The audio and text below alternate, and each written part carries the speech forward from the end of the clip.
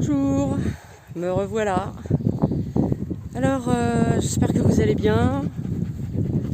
Et aujourd'hui, je voulais reprendre ma précédente vidéo. J'avais quelques éléments à rajouter que j'avais oubliés.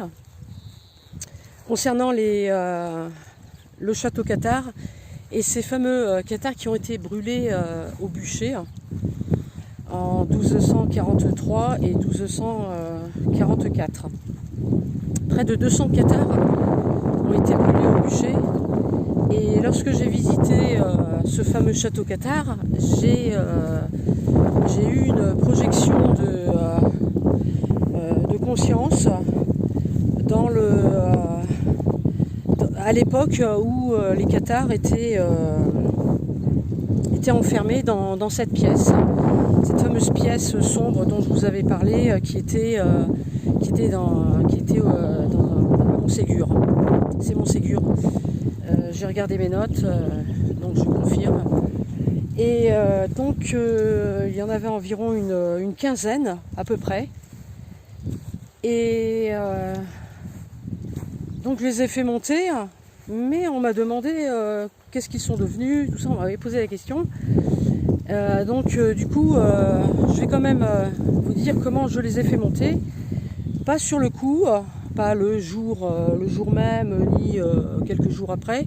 Ça s'est fait 2-3 ans après environ. J'y suis retournée en projection de conscience, comme je fais quand je travaille à distance pour les personnes, parce que je ne peux pas me rendre sur les lieux. Et donc j'ai ouvert un canal. Alors ce que j'appelle un canal, c'est une porte dimensionnelle, une sorte de vortex. Je demande une ouverture pour que les âmes s'élèvent. Puisqu'elles sont en torture, en souffrance, il faut qu'elles soient libérées. Je ne leur impose pas le départ, la libération. Je leur demande simplement si elles veulent monter ou pas. Je leur propose. Après, elles font ce qu'elles veulent. Si elles veulent monter, elles montent. Si elles ne veulent pas monter, elles ne montent pas. Voilà, c'est comme ça que je procède. Donc j'ai ouvert ce fameux portail, qui est une sorte de colonne de lumière. Et de l'autre côté, il y a un autre passeur d'âmes, dont je ne connais pas l'identité. Ça peut être un guide, une autre entité de l'autre côté. En tout cas, il y a toujours quelqu'un pour ouvrir ce portail. Et les entités peuvent monter à leur guise durant 24, 36 heures à 72 heures maximum. Sur un périmètre de au moins 300 mètres à peu près, 300-500 mètres. Ben, j'appelle le chien, ouais, parce qu'il y a des chevaux, voilà, bien. Et après le portail se referme tout seul, voilà. Après le portail se referme tout seul et les entités, sont libérées de l'autre côté. Après elles font ce qu'elles ont à faire. Et si elles veulent se réincarner, elles se réincarnent. Ça, c'est leur choix. Hein. Moi, je ne suis pas là pour leur dire ce qu'elles doivent faire de l'autre côté. Juste, je les aide à monter. Voilà. À les libérer de ce carcan matériel, physique, puisqu'elles sont rattachées encore à la matière. Elles sont en souffrance quand même depuis 1244, vous imaginez. À l'époque, c'était il y a 28 ans à peu près de ça. C'est quand même 28 ans, c'est beaucoup quand même. Hein. Rester enfermé comme ça pendant 28 ans sur les lieux, c'est très difficile, vibratoirement en tout cas. Voilà. Donc de ce côté-là, je les ai vus monter. C'est pour vous dire que j'étais sur les lieux et je les ai vus monter. Alors comment je les vois monter ?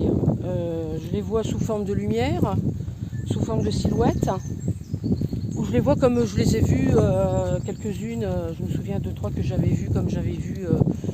Je les vous avez vues au château. Il y en a même une qui s'est retournée et qui m'a regardée. Et comme si elle me remerciait en fait de l'avoir libérée. Oui, voilà, c'est ça. Vous savez, ce genre d'expérience-là, quand je vois des entités qui sont coincées, que je me rends sur les lieux, la plupart des entités, j'ai remarqué, j'ai constaté qu'elles étaient coincées, emprisonnées par des archontes, des démons. Alors, ils sont plusieurs, hein. Il y a tout type de démons. Ceux-là, ce sont des démons qui se nourrissent de... ça peut être des désincarnés devenus démons, comme ça peut être des démons d'origine, des âmes vraiment très mauvaises. Et elles se nourrissent de l'énergie négative des personnes. Alors, comment se nourrit-elle de l'énergie des personnes? C'est simple, le fait de les retenir dans la maison, dans une maison, admettons, de les retenir dans une maison, ce qui se passe, c'est que le défunt va passer un accord malgré lui, puisqu'il est coincé avec ce démon, qui va lui dire je vous donne de l'énergie, on partage cette énergie-là, en échange, je vous laisse rester sur les lieux, là où ils sont décédés, donc ça les arrange. Et puis, si vous voulez monter, vous monterez un jour, mais en fait ils ne peuvent pas monter, ils restent tout le temps coincés. Et quand ces fameux défunts se retrouvent coincés comme ça, ils créent plein de problèmes. Bon, ça va, c'est en cascade, hein, sur les humains, les occupants donc du foyer, de la maison, et ils peuvent avoir plein de problèmes dans leur vie. Tout va de travers, ça peut être couple social, argent, matériel, même elle-même, tout peut tourner au vinaigre, et elle a du mal à avancer, elle n'a pas confiance en elle, enfin c'est vraiment une énergie très très forte, très lourde et très négative. La personne va générer cette énergie négative, elle va se sentir coincée, prisonnière de sa propre énergie qu'elle a générée elle-même, et se sentir voire même coupable, se retourner contre les autres, ou les autres se retournent contre elle, le foyer devient une anarchie complète, et plus personne ne s'entend. Les entités, elles se nourrissent de toutes ces énergies, de disputes, de pleurs, de souffrances physiques, etc., etc. Et ils se partagent comme ça l'énergie. Et au quotidien, c'est tout le temps ça. Voilà. Jusqu'au jour où un médium passe par là, et puis fait le ménage. Voilà. Moi j'appelle ça faire le ménage, hein. Et là, pas de pitié, parce qu'ils ont pas de pitié pour nous, hein. Donc on les dégage, on les expulse hors de la maison, et on sanctuarise la maison avec du sel dans les quatre coins. Alors, les quatre coins internes de la maison, les coins extérieurs, mais à l'intérieur de la maison, on met des gobelets de sel. Mais ça se met pas comme ça. C'est-à-dire que le dernier gobelet doit être posé uniquement quand le médium a bien vérifié qu'il n'y ait plus rien. Parce que si on enferme une entité dans la maison avec le dernier gobelet, lui il va se sentir coincé, et après c'est un peu le bazar. Après c'est la personne, elle va pas bien dormir, elle va faire des cauchemars, etc. D'ailleurs, en parlant de cauchemars, les enfants aussi peuvent faire des cauchemars, peuvent être très très mal, peuvent voir des fois des entités, parler, pleurer, le dire à leur mère. Et donc, ça c'est eux, ce sont les énergies qui sont expulsées par les entités. Et ces énergies négatives se matérialisent plus ou moins dans la 4D, et l'enfant qui est encore médium jusqu'à l'âge de 5 ans va dire « Maman, j'ai vu un monstre !» Et puis maman, bah, elle s'est dit, crois pas, elle va dire, mais non, c'est rien, c'est pas un monstre. Oh là là, c'est rien ma chérie, c'est rien, ça va aller. Maman, elle est là. C'est bien de dire maman est là parce que ça rassure l'enfant. Et puis bon, bah après ça traîne, et puis ça s'arrange pas quoi, hein. Ça s'arrange pas. Ils peuvent pas grand chose sur les enfants, mais ils peuvent quand même leur pourrir la vie. Parce que l'enfant, bah, il est pas bien chez lui, il n'est pas tranquille, alors qu'il devrait être tranquille. Au niveau énergie, c'est pas le cas. Donc voilà. Alors ça, c'est pour la partie des défunts, les entités. Et c'est ça que je voulais en fait vous clarifier un petit peu, parce que on m'avait posé la question. On m'avait aussi demandé comment me viennent toutes ces capacités, enfin comment j'ai eu tout ça. Et en fait, toutes ces capacités, je ne vais pas dire don parce que je n'aime pas le mot don, je les ai de ma grand-mère, de ma mère en partie, de ma grand-mère, de mon arrière-grand-mère qui parlait avec les animaux en télépathie. Elle communiquait avec eux, un peu comme moi, voilà. Enfin plutôt moi comme elle. C'est plutôt l'inverse. Et puis ma mère voit les gnomes, elle voit les esprits de la nature. Elle n'en voit pas tout le temps, mais quand elle a l'occasion d'en voir, elle en voit. Moi, je ne les vois pas, j'ai essayé. Hein. Alors, je peux vous dire que j'ai essayé à la pleine lune, tout ça, j'ai vraiment j'ai mis tout en place pour essayer de les voir. Je ne vois rien. Par contre, je vois les elfes, les fées et les ondines. Les ondines sont les esprits de l'eau. Et quand je fais des photos, j'arrive à en prendre en photo. J'en ai déjà prise en photo des elfes.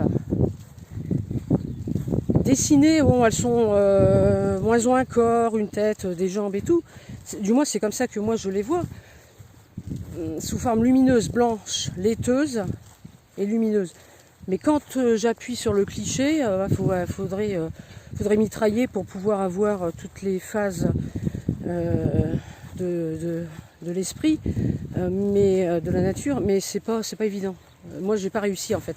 Tout ce que j'ai réussi, c'est avoir la forme, c'est tout. Mais en détail, à peu près, faudrait que je réessaye. Voilà. Après, il y a aussi du côté de mon père. Bon, du côté de mon père, c'est pareil. Lui voyait les esprits de la nature, les elfes, les fées.